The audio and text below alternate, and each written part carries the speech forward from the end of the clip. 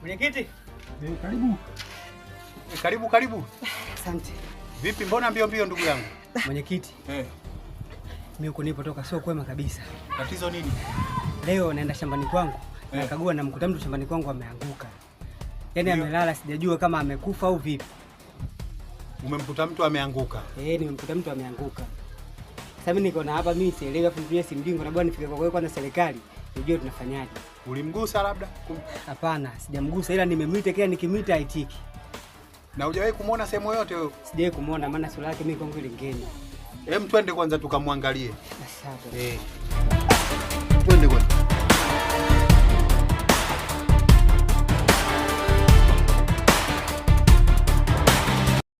Udhaifu wangu umevunja moyo wako, udhaifu wangu umeniangusha mbele yako. Nilitaka kuwa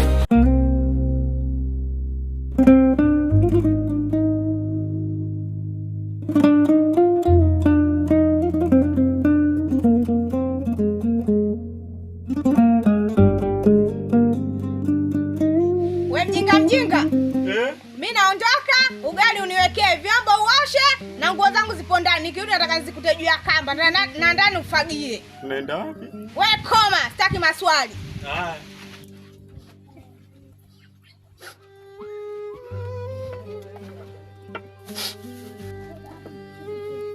Lakini usichelewe kurudi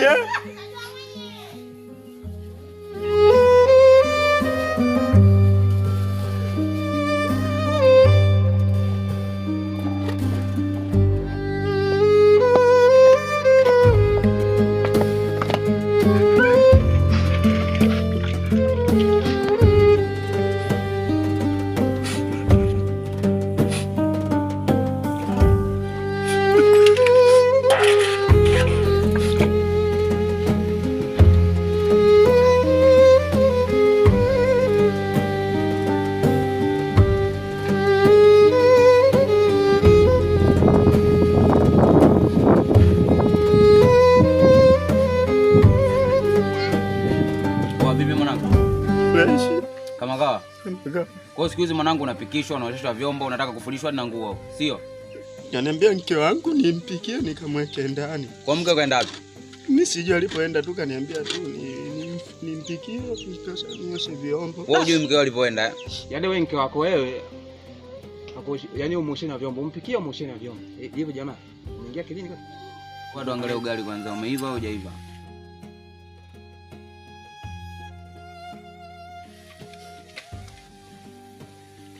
Umeiva au chanyewe kabisa. Lakini sema ugali yenyewe ndio hivyo tena. Mkono sijui kunyeze kwa ndogo sijui. Oh brother, nikuulize kitu. Wewe umeolewa? Lie bwana, nakuuliza umeolewa? Bwana usimpigipige ana machungu hapo ya mke wake. Sikia mwanangu. Kwa unakuja maskani pale tunachili wote, tunavunga wote. Kwa mwanangu ukirudi kwao unapikishwa magetoni, sio? Alafu mkeo unajua alipoenda. Au unajua alipoenda? Mimi sijui alipoenda tu, kaniambia tu nimpikie kisha nioshe vyombo. Wewe unajua mkeo alipoenda? Sasa sikiliza mdogo wetu, si mwanangu atupendi wala nini hizo itikeli zako unazoleta kama hizo.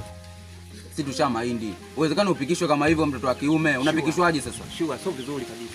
Alafu sasa mkeo tumemsikiliza maana yake anavyosema. Anataka wewe akuosheshe hadi na vyombo, akupikishe. Yaani akuongeze kila kitu huko ndani hadi vyo yani na nini mimi aninyanyasa wala nini? Tunaishi tu vizuri mimi na mke wangu, nyinyi tu ndio mnaona hivyo. Hadi nguo anataka kufulisha. Sasa mimi naenda. Nyinyi nendeni msije mkanigombanisha na mke wangu. Sio gombanisha mwanangu, wewe sio wanaume.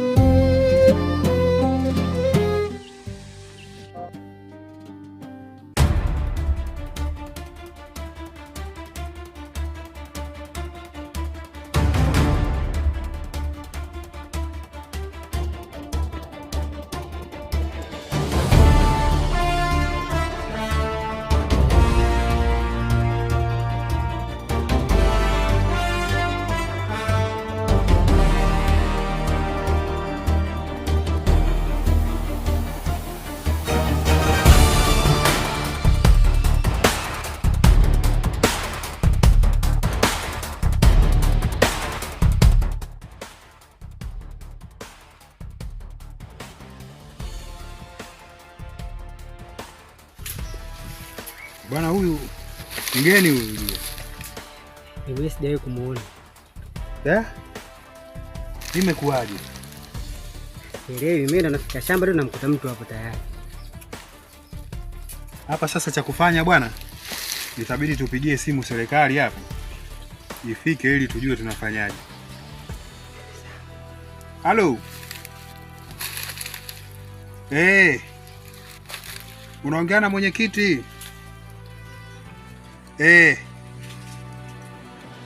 Kijiji cha Mtakuja huku. Kuna raia wangu mmoja bwana akakuta mtu amelala shambani kwake. Kondo tumekuja hapa, nimekuja kuangalia, lakini sasa kwa hii hali inavyoonekana, muje na nyinyi muje muhakikishe kwanza huyu mtu, maana anaonekana yuko salama. Aya, sawa. Aya, tunashukuru. Bwana, sasa ndugu yangu hapa, tusubiri serikali. Sawa, ina shida. Usimguse bwana. Wewe tusubiri serikali itafanya maamuzi hapa. Maana hili sio tukio la kwanza hili sasa hivi.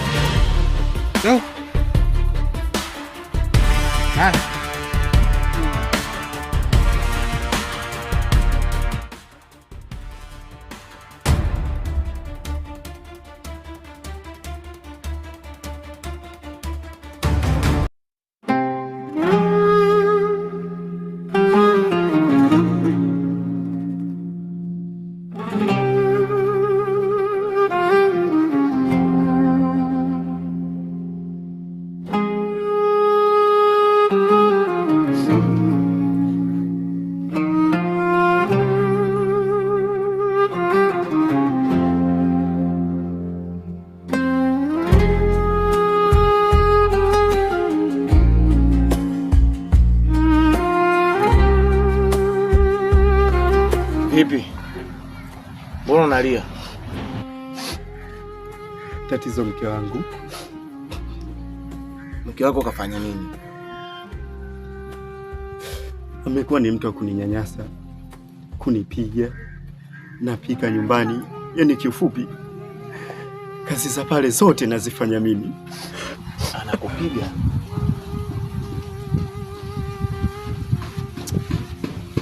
Sasa ndugu yangu, mwanamke kashafikia hatua hiyo, anakupiga, anakunyanyasa, afu wewe mtoto wa kiume. Sasa si bora uachane naye tu. Toru, sio kama unavyofikiria wewe. Kumbuka mimi naye tumetoka mbali sana. Sasa kuachana tu kwa rahisi sio kweli. Tumeahidiana vitu vingi sana mimi na mke wangu. Lakini nashangaa tangu niingie kwenye ndoa, amani imetoweka. Ananipiga. Yaani ananifanyia vitu vingi sana ambavyo hata kukuelezea vingine sasa nashindwa. Ndio maana nakwambiaje, mapenzi sio vita. Sawa? Mapenzi ni makubaliano, maelewano na amani ndani ya nyumba. Sasa inaonekana kwamba wewe amani hauna, afu mwanamke bado unamng'ang'ania, ina maana wanawake wengine wameisha. Acha ujinga. Afu wakati mwingine masuala ya wanawake inabidi uachane nayo. Mimi mbona nipo tu mwenyewe, sina mke, sina nini, afu maisha yanaenda. Ananiliza nani? Acha hizo habari za kulialia. Achana naye. Sawa. Wewe vipi babu? Unalialia kama mtoto mdogo, mimi nifikiri labda umefiwa. Kuna msiba nini? Kumbe mwanamke. Sawa. Mimi nimekuelewa. Unaweza ukaenda. Sio naweza nikaenda. Acha hizo tabia yako kulialia. Kama vipi mwanamke, piga chini. Wanawake wapo wengi. Unakuwa boya bwana. Wewe vipi wewe? Sawa.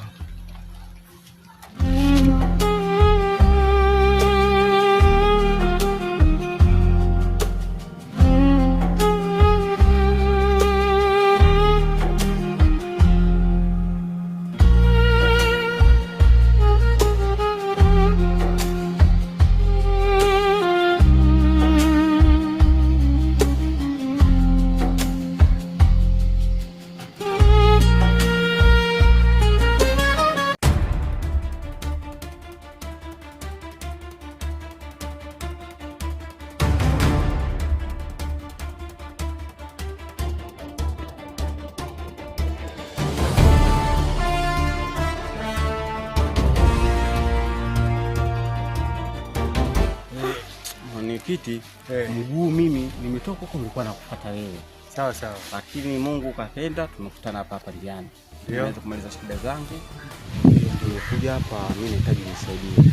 Sawa sawa. Kama kweli mwenyekiti, mimi jambo linaniumiza haya maeneo ya nyumbani. Ndio. Mimi nataka nifanye nini? Kuuzwe, kila mtu afe na chake. Unajua sisi katika ile familia tumezaliwa ngapi? 6. Katika 6 hiyo baba mmoja mama mmoja, wao wapo 5. Mimi nipo peke yangu.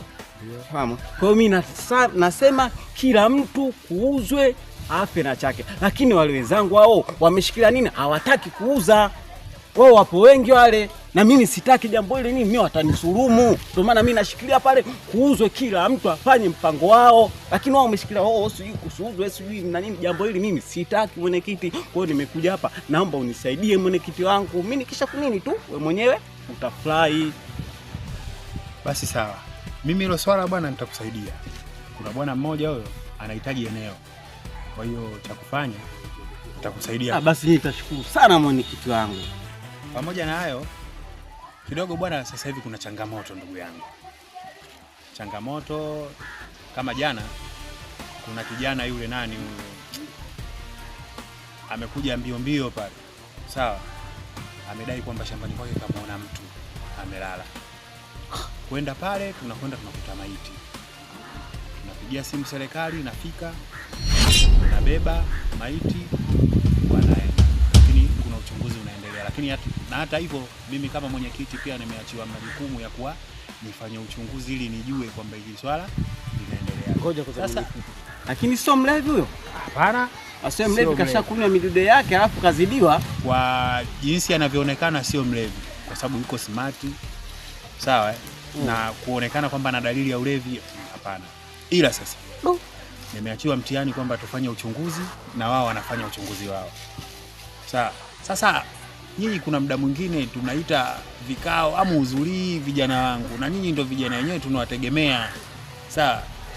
Kwenye vikao hamtokei. Unaona sasa changamoto kama hizi zinaharibu mji wetu. Sawa. Na zinaharibu hata uongozi wenyewe. Sawa. Sasa basi cha kufanya, mimi nakuomba kijana wangu, naomba unifanyie uchunguzi ili swala kimya, kwa sababu baadhi ya vijana wangu hao wengine hawaaminiki. Wewe mwenyewe unajua. Sawa bwana. Kwa hiyo nifanyie kwanza uchunguzi ili nijue inakuwaje kwanza ili swala. Kama utakuwa umepata dalili ya aina yoyote ile ambayo inahusisha na jambo hili, basi usisite kuja kuniambia ili tuweze kulitatua hili tatizo. Maana yake mambo kama haya ndio yanachafua serikali na tunashindwa hata kufanya mipango mingine. Sijui unanielewa hapo kijana wangu. Kwa hilo mwenyekiti, siwezi kukungusha mkono. Mimi nitakuwa pamoja na wewe. Japo najua elimu yangu yenyewe mimi sio kama wale watu sio kuhangaika hivi. Kwa hilo tutakuwa pamoja. Chochote ambacho nasikia basi mimi nitakuja kukuhakikishia. Basi hamna shida bwana kijana wangu.